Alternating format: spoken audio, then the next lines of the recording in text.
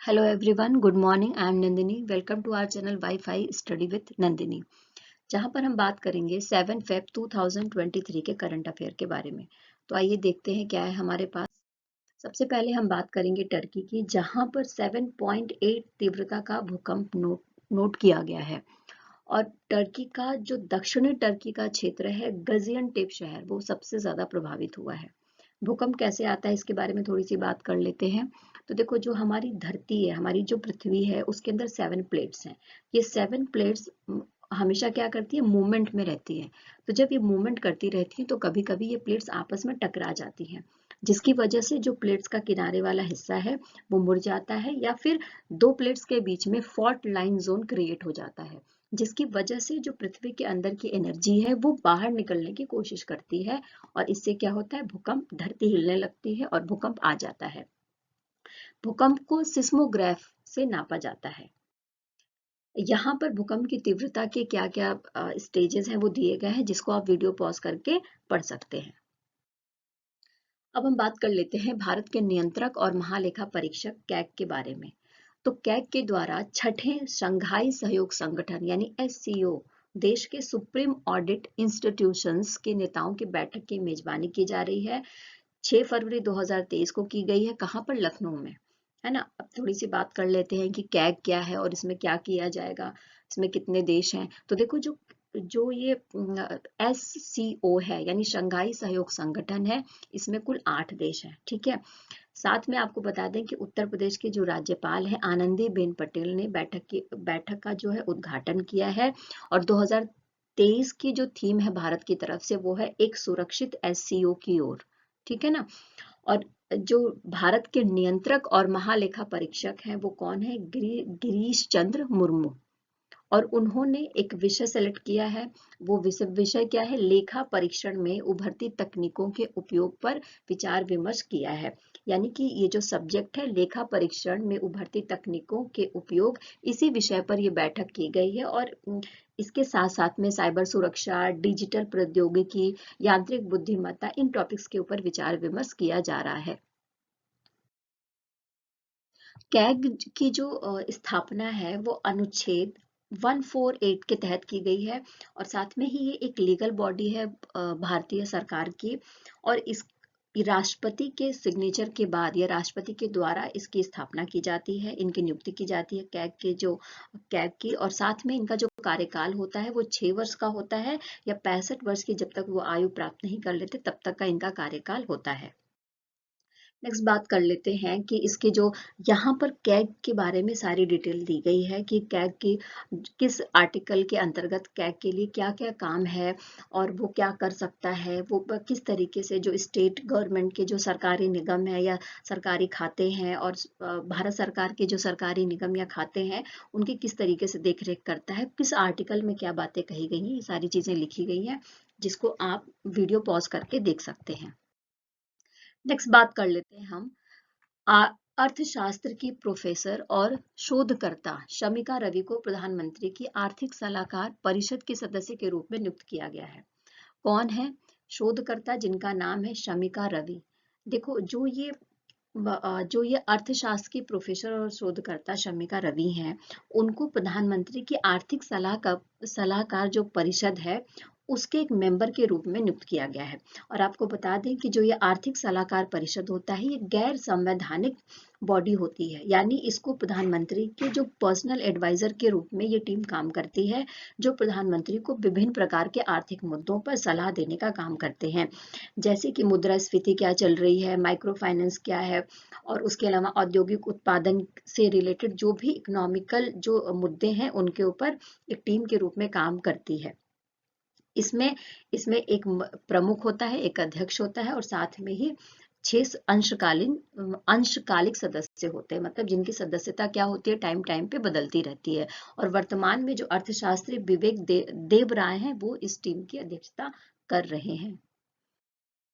3 फरवरी 2023 को हरियाणा के फरीदाबाद में 36 नंबर का सूरज कुंड अंतरराष्ट्रीय शिल्प मेले का शुभारंभ कर दिया गया है। 3 फरवरी से स्टार्ट हो गया है। हरियाणा के फरीदाबाद में हर साल होता है और इस बार जो ये संस्करण है वो कौन से नंबर का है, तो 36 नंबर का संस्करण है। और इस शिल्प मेले के लिए जो थीम राज्य है वो है उत्तरी पूर्वी क्षेत्र। और साथ में ही हमको पता है कि शंघाई सहयोग संगठन भी आया हुआ है, यानी उसके साथ में ये भी SCO भी थीम सदस्य के रूप में है। अच्छा, ये जो मेला है वो 3 से 9 फरवरी के बीच में चलेगा। और 2022 में कौन सा थीम राज्य था, तो जम्मू और कश्मीर राज्य था। ये क्यों ऑर्गेनाइज किया जाता है, तो ये ऑर्गेनाइज किया जाता है कि हमारे देश के जो कारीगर हैं, जो हस्तशिल्प में काम करते हैं, वो किस तरीके से स्वदेशी टेक्निक है उनका इस्तेमाल करते हैं और कौन कौन सी वस्तुएं बनाते हैं, उनके लिए एक बाजार तैयार करना, एक प्लेटफॉर्म तैयार करना। और आपको बता दें कि सबसे पहले सूरजकुंड मेले का जो स्टार्ट किया गया था वो 1987 से स्टार्ट किया गया था और 2013 को इसे इंटरनेशनल लेवल पर इस्टेब्लिश किया गया। और इस मेले को हर साल फरवरी में हरियाणा ऑर्गेनाइज कराता है, जिसमें सूरजकुंड मेला प्राधिकरण, हरियाणा पर्यटन और केंद्रीय पर्यटन, कपड़ा, संस्कृति और विदेश मंत्रालय के सहयोग से ऑर्गेनाइज कराया जाता है। NTPC ने 5 फरवरी को G20 इंडिया प्रेसिडेंसी के तत्वाधान में बेंगलुरु में अपना पहला एनर्जी ट्रांजिशन वर्किंग ग्रुप की बैठक में carbon capture, utilisation and storage पर अंतर्राष्ट्रीय संगोष्ठी की मेजबानी करी है। G20 की बैठकें हो रही हैं, हम सबको अच्छे से पता है।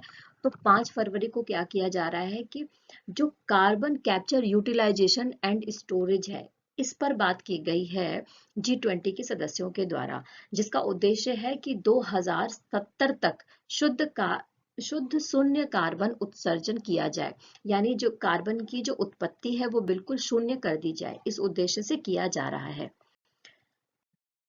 अच्छा देखो, carbon capture usage and storage यानी CCUS क्या है, इसके बारे में बात कर लेते हैं। तो ये एक ऐसा यंत्र है, ये एक ऐसा इंजीनियरिंग तंत्र है जो वातावरण में जो हमारे इकोनॉमिकली कंडीशन है उसमें कार्बन की मात्रा ज्यादा हो रही है, हम सबको अच्छे से पता है। तो ये एक ऐसा यंत्र है जो क्या करेगा, जहां से कार्बन की उत्पत्ति हो रही है वो सीधे उस यंत्र में या तंत्र में इकट्ठा कर लेगा और उसको दूसरे कामों में लगाएगा। तो इस उद्देश्य से ऐसा किया गया है। महिंद्रा फाइनेंस ने राउल रेबेलो को MD और CEO नियुक्त किया है। किसे? राउल रेबेलो को। और ये किसकी जगह लेंगे, तो ये 2024 में रमेश अय्यर की जगह लेंगे। महिंद्रा फाइनेंस क्या है, तो देखो महिंद्रा फाइनेंस महिंद्रा एंड महिंद्रा समूह की वाहन वित्त पोषण इकाई है। और महिंद्रा फाइनेंस की जो शुरुआत हुई थी वो 1 जनवरी 1991 को maxi Motors financial services limited के रूप में करी गई थी। और इसका जो मुख्यालय है वो कहाँ पर है? मुंबई में है। नेपाल क्रिकेट एसोसिएशन ने अपने जो क्रिकेट टीम है उसके लिए एक नया कोच नियुक्त किया है, जिनका नाम है मोंटी देसाई। क्या नाम है? मोंटी देसाई। और ये किसको रिप्लेस करेंगे, तो ये मनोज प्रभाकर को रिप्लेस करेंगे। अब यहाँ पर एशियाई देशों के क्रिकेट टीम के प्रमुख कोच हैं, जिसकी लिस्ट दी गई है, आप इसको पढ़ सकते हैं। भारत के जो वर्तमान में क्रिकेट टीम है, इंडियन क्रिकेट टीम, उसके कोच कौन है, तो राहुल द्रविड़ है। नेक्स्ट बात कर लेते हैं। हम सबको पता है कि म्यूजिक के क्षेत्र में जो सबसे बड़ा अवार्ड होता है वो ग्रैमी अवार्ड्स होते हैं। तो अमेरिका के लॉस एंजल्स में 5 फरवरी को ग्रैमी अवार्ड आयोजित किए गए और ये किस नंबर का एडिशन था, तो ये 65th नंबर का एडिशन था। ठीक है। और जिसकी मेजबानी ट्रेवर नूह के द्वारा करी गई थी। अगर हम भारत के बारे में बात करें तो भारत के जो म्यूजिक कंपोजर हैं रिकी केज, उनको रॉक लीजेंड स्टीवर्ट कोपलैंड के साथ में उनका एक एल्बम है जिसका नाम है डिवाइन टाइट्स। इसके लिए सर्वश्रेष्ठ इमर्सिव ऑडियो एल्बम का ग्रैमी अवार्ड मिला है। और इनको ये अवार्ड 3 बार मिल चुका है, ग्रैमी अवार्ड इनको 3 बार मिल चुका है। पहली बार इनको अपने एल्बम विंडर ऑफ समसारा 2015 में मिला था। दूसरी बार जो ग्रैमी अवार्ड मिला था वो 2022 में ही बेस्ट न्यू एज एल्बम के लिए मिला था। और अभी इनको 2023 में भी, यानी जो 65th नंबर का संस्करण है, इसमें भी ये अवार्ड मिला है। अच्छा देखो, यहाँ पर ये सारी लिस्ट दी गई है कि ग्रैमी अवार्ड किसको किसको मिला है। इसको आप वीडियो को पॉज करके देख सकते हैं, पढ़ सकते हैं। जिसमें कुछ के बारे में बात कर लेते हैं। जैसे सॉन्ग ऑफ द ईयर किसे मिला है, तो बोनी रायत को जस्ट लाइक दैट के लिए मिला है। Record of the year Lijo का अबाउट डेमन टाइट के लिए टाइम के लिए मिला है। और बेस्ट रॉक एल्बम ओजी ऑसबॉर्न का पेशेंट नंबर 1 के लिए मिला है। नेक्स्ट बात कर लेते हैं कि हमें पता है कि G20 के अलग अलग सब्जेक्ट के ऊपर बात हो रही है।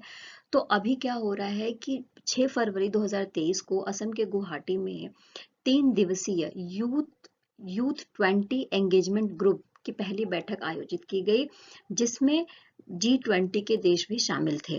और आपको बता दें कि इसका जो उद्बोधन है किसने किया, हमारे जो खेल मंत्री हैं अनुराग सिंह ठाकुर के द्वारा की गई, जो जो युवा संवाद को आयोजित करेंगे। ये एक ऐसा प्लेटफॉर्म है जिसमें भारतीय युवा अपने जो समसामयिक जो मुद्दे हैं या अपनी जो चिंताएं हैं उनको एक इंटरनेशनल प्लेटफॉर्म पर उजागर कर सकते हैं, अपनी बातों को रख सकते हैं। गुजरात सरकार क्या कर रही है? गुजरात सरकार ने 4 फरवरी को सरकारी स्कूलों के छात्रों के लिए एक अंतर्राष्ट्रीय छात्र मूल्यांकन जिसे PISA परीक्षा कार्यक्रम आयोजित किया है। और इसके लिए इन्होंने समझौता किया है किससे? आर्थिक सहयोग और विकास संगठन के साथ। गुजरात के जो मुख्यमंत्री हैं भूपेंद्र पटेल और OECD है ना, यानी आर्थिक सहयोग और विकास संगठन के जो पेरिस निदेशक हैं एंड्रियास श्लिचर, उनके बीच में समझौता हुआ है, जिसके तहत क्या किया जाएगा, ग्रेडिंग सिस्टम के माध्यम से जो जो एग्जाम कंडक्ट कराया जाएगा उसके परिणाम घोषित किए जाएंगे। और साथ में ही जो गुजरात के जो सरकारी स्कूल हैं उसमें जो भी ग्रेडिंग आएगी तो उसका तुलनात्मक रूप से अध्ययन किया जाएगा और परिणाम को किस तरीके से, यानी जो रिजल्ट आया है उसमें किस तरीके से इम्प्रूवमेंट करा जाए। और सरकारी स्कूलों की गुणवत्ता के ऊपर बात की जाएगी, उसकी गुणवत्ता को कैसे, क्वालिटी को कैसे इम्प्रूव किया जाए, किस कौन कौन से एम बनाए जाए और उसको किस तरीके से प्राप्त किया जाए। इन सब विषयों को लेकर ये जो अंतर्राष्ट्रीय छात्र मूल्यांकन है वो कराया गया है। नेक्स्ट बात कर लेते हैं भारत और श्रीलंका के बीच में। हमने बात करी थी कि 4 फरवरी को श्रीलंका ने अपना 75 नंबर की वर्षगांठ मनाई है ना। तो मतलब स्वतंत्र हुआ था इस दिन श्रीलंका 4 फरवरी को। तो इसी के उपलक्ष्य में बहुत सारी चीजें हो रही हैं। तो इस अवसर पर भारत ने 50 बसों की आपूर्ति की है किसे? श्रीलंका को। राष्ट्रपति के बारे में अगर श्रीलंका के बात कर लेते हैं तो रॉनिल विक्रमसिंघे हैं, प्रधानमंत्री दिनेश गुणवर्धने हैं, मुद्रा श्रीलंकीय रुपया है, राजधानी कोलंबो, कार्यकारी और न्यायिक, विधायी रूप से श्री जयवर्धनेपुरा है और आधिकारिक भाषाएं यहाँ पर सिंहल और तमिल बोली जाती हैं। पाक जलडमरू मध्य और मन्नार की खाड़ी के द्वारा भारत और श्रीलंका अलग होते हैं। रिलायंस रिटेल डिजिटल रुपए में लेन देन करेगी। देखो अब जो डिजिटली रुपए का लेन देन होता है अब उसमें रिलायंस रिटेल भी ऐसा काम करेगी, उसने अनाउंसमेंट करा है। जो रिलायंस रिटेल है उसके उसके निदेशक कौन है? वी सुब्रमण्यम है, ठीक है। और वी सुब्रमण्यम ने ऐसी घोषणा करी है, जो हमारा RBI है यानी रिजर्व बैंक ऑफ इंडिया है, वो डिजिटली रुपए के रूप में लेन देन करने के लिए पहले ही बात कर चुका है। और उसने एक ब्लॉकचेन आधारित सेंट्रल बैंक डिजिटल करेंसी यानी CBDC की पहली जो स्टोर सर्विस है वो स्टार्ट कर दी है। पहले चरण की शुरुआत कर दी गई है RBI के द्वारा CBDC पायलट के रूप में। और इसके अंतर्गत इसने 4 प्रमुख बैंकों को शामिल किया है। नेक्स्ट बात कर लेते हैं कि जो मध्य प्रदेश का भोपाल का TT नगर स्टेडियम है वहां पर खेलो इंडिया यूथ गेम्स ऑर्गेनाइज किया गया। तो 5 फरवरी को 2 रिकॉर्ड कायम किए गए हैं। पहला रिकॉर्ड जो है 200 मीटर स्टिपलेजेज में दिल्ली की जो सोनम है उन्होंने कायम करा और दूसरा रिकॉर्ड राजस्थान के सिद्धार्थ चौधरी के नाम पर है।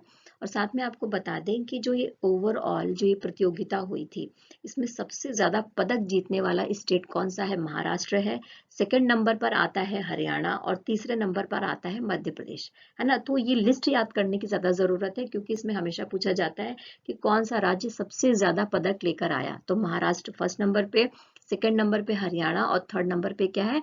मध्य प्रदेश है। अब हम बात कर लेते हैं भारत तिब्बत सीमा पुलिस बल के बारे में। तो देखो, भारत तिब्बत सीमा पुलिस यानी ITBP ने लगातार तीसरी बार नेशनल आइस हॉकी चैंपियनशिप जीती है और लेह के लद्दाख में आयोजित की गई थी ये प्रतियोगिता, और ये जो इस प्रतियोगिता का 12th नंबर का ये संस्करण था। और आपको बता दें कि जो ये ITBP है, ये क्या काम करती है।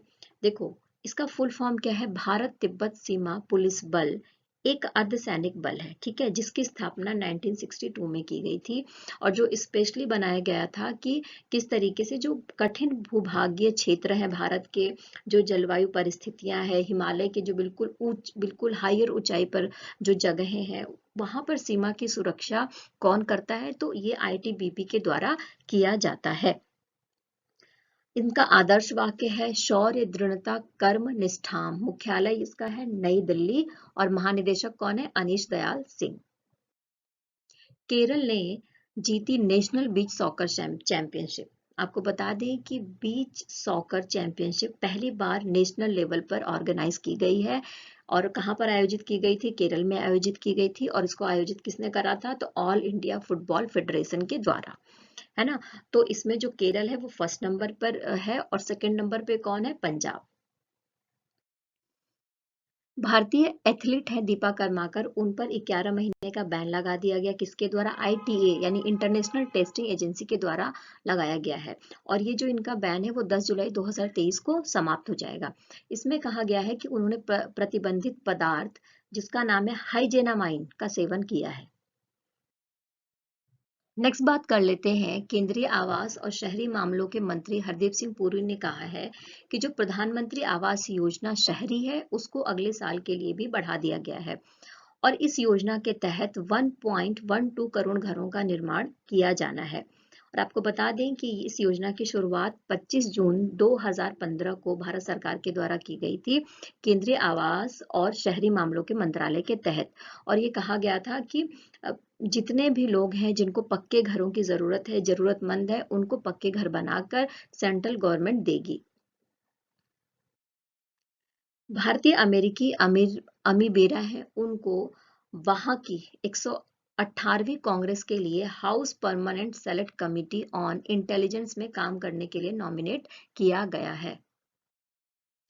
स्वर कोकिला लता मंगेशकर की आज पहली पुण्यतिथि थी, यानी कि कल, यानी 6 फरवरी को इनकी पहली पुण्यतिथि मनाई गई, किसकी, हमारी जो लता मंगेशकर जी हैं उनकी। हम सबको पता है कि लता मंगेशकर को 2001 में भारत रत्न पुरस्कार दिया गया था, जो भारत का सर्वोच्च नागरिक सम्मान है। साथ में पद्म भूषण, पद्म विभूषण और दादा साहब फाल्के अवार्ड से भी इनको दिया गया था। इन्होंने 36 भाषाओं में गाना गाया है और लगभग 50,000 से ज्यादा गाने गाए थे। और साथ में आपको बता दें कि इनका जो लास्ट रिलीज गाना था वो 2006 में आया था। फिल्म थी रंग दे बसंती और गाना था लुका छिपी, जिसको AR रहमान ने कंपोज करा था। संक्षेप में कुछ बातें कर लेते हैं। तो देखो, G20 पर्यटन कार्य समूह की बैठक कहाँ हो रही है, गुजरात के कच्छ के रण में आयोजित की जाएगी। और इस अवसर पर जो डेलीगेट्स हैं G20 के, उनको जो हड़प्पा सभ्यता का क्षेत्र रहा है धौलावीरा, उसका भ्रमण कराया जाएगा, यानी वहां पर ले जाया जाएगा और भारत की सांस्कृतिक विरासत को दिखाया जाएगा। केंद्र ने आपातकालीन आधार पर 138 सट्टेबाजी और 94 ऋण देने वाले चीनी ऐप्स को ब्लॉक करने की प्रक्रिया शुरू कर दी है और ये इलेक्ट्रॉनिक्स और सूचना प्रौद्योगिकी मंत्रालय कर रहा है, गृह मंत्रालय के अनुरोध पर। यानी गृह मंत्रालय ने बोला है और उसके आधार पर इलेक्ट्रॉनिक्स और सूचना प्रौद्योगिकी मंत्रालय ऐसा कर रहा है, जिसमें 138 सट्टेबाजी और 94 ऋण देने वाली चीनी ऐप्स को ब्लॉक कर दिया जाएगा।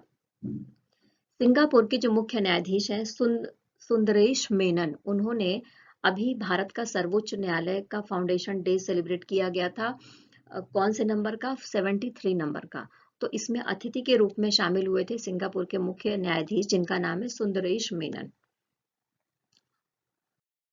इस वीडियो में इतना ही। आई होप कि आपको पसंद आई होगी, तो प्लीज चैनल को लाइक करिए, शेयर करिए, सब्सक्राइब करिए। कल फिर मिलेंगे 8/2/2023 के करंट अफेयर के साथ में। Thank you.